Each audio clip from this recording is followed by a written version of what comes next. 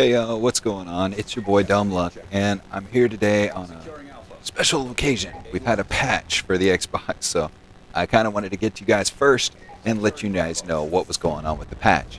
So, today, this morning, Mr. David Vanderhaar himself blessed us with another patch. So, to go over a little bit about what was in the patch, it was actually quite a big patch. There's a lot of changes going on. So I chose a gameplay that I hope you guys will enjoy. But nonetheless, skip past that. Just to kind of tell you guys a little bit about what's going on in the patch. There were some changes to the guns. There were some changes to the matchmaking. There was a lot of changes to the league play, and a lot of changes to kind of the live streaming and of course everything that goes along with that. So, without further ado, the first couple of changes and some new features and improvements that they've made to the patches to the Black Ops 2 are that they added some support for the live streaming in the public matches. They added a way to check the top of the leaderboard in the league games, so that's something new. Originally you had to scroll all the way to the top to see who was at number 1. Now you can just push a button and it'll take you right up there. They've also added 2 new pages to the combat record, the combat summary, and the medals. So now you can go in and see how many medals you have total and all of that nature, and how that all works. They've implemented sorting of the medals afterwards, after you get out of the game in the after action report. So if you wanted to, you can take a look and kind of sort those out and see what's going on with that. They've also added a go to the top button for the league leaderboard. So like I said earlier, you can just go ahead and go to the top and see who's at the number 1 spot if that's something that you wanted to do. That's the only thing that they added or changed as far as the new features and any kind of improvements. To get on to kind of some of the issues that they've addressed, there's some neat stuff in here and there's some stuff that I'm kind of iffy about, and of course I'll go over it with you and let you know what changes. And of course, if you would, in the bottom below here in the comment section, just let me know what you guys think of the patch here. But they've changed the way that matchmaking works now, so once you get into a matchmaking session and you back out and you start looking for another game, it'll never return games outside of your own continent now. The only way that it will ever do this is if you go into the connection settings and choose any. As long as your connection settings are set to normal or best, it's actually just going to search for your own continent. So if we're searching here in the United States, it'll only return games from the United States. It'll no longer pair you with hosts that are out of England or Japan, and the same for everybody in England, Japan, whatnot of that nature. Once you guys are searching for a game over there, it's not going to put you with a host that's out of the United States. Hopefully that helps out a little bit with some of the lag that we've been seeing and some of the lag comp that's been going on. That's the idea anyway. They've also addressed a few issues, some with the UAV where you could call it in when you were aiming down the sight and it would pull you out of the sights and actually pull that in. They've changed a few of the settings with the challenges as far as the master demolition. Now you don't have to, once you complete that, it'll actually complete. So you actually get the title at the end of that. It won't lock up and not allow you to do anything with that. With some of the league play changes, they've actually made it so that your career wins used to be not displayed when you go into the lobby career overview menu. Now when you go in there, it'll actually tell you how many wins you've had total. They've also updated the after action report so that bonus points are not summed with the ladder points when you get out of the match. So when you get out of the match, it'll tell you the totals for each, so your bonus and then how many points you got for the match as well.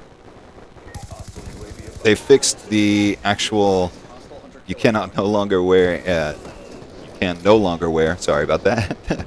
You can no longer wear 2 riot shields, so we don't have to worry about seeing that anymore. And they've also fixed the glitch where you can place multiple riot shields across the when you spawn there. So that's kind of a nice fix they've done there. Some changes that they've made as far as the SMGs go, and these are the ones I'm a little iffy on.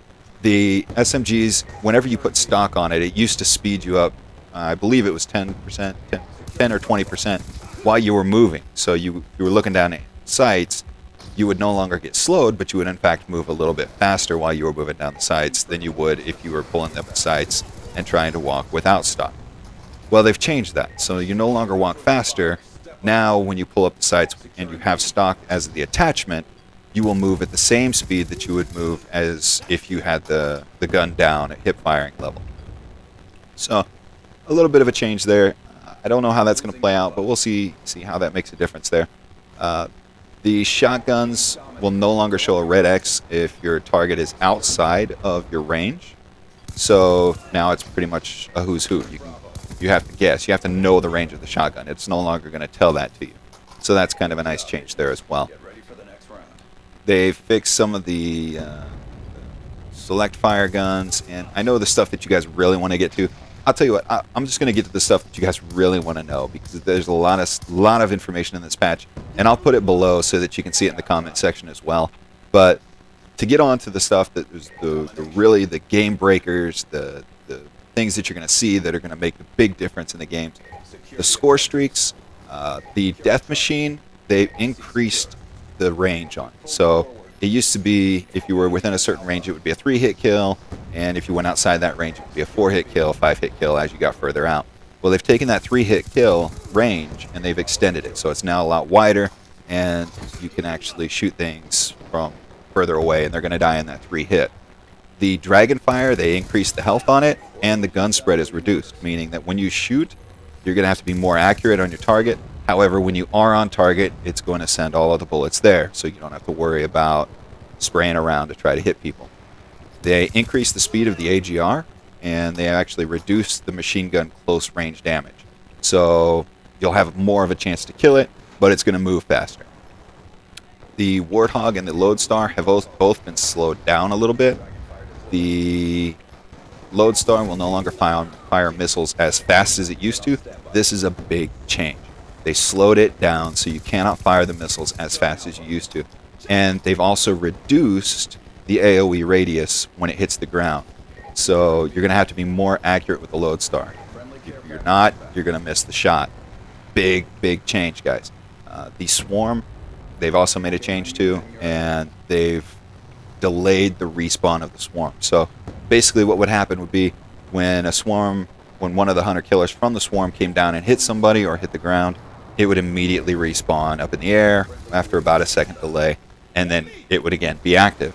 Well, they've slowed that down. As far as to how far they've slowed that down, I can't exactly say. I'm just trying to get this out there for you guys right off the top here. They made a change to the perks.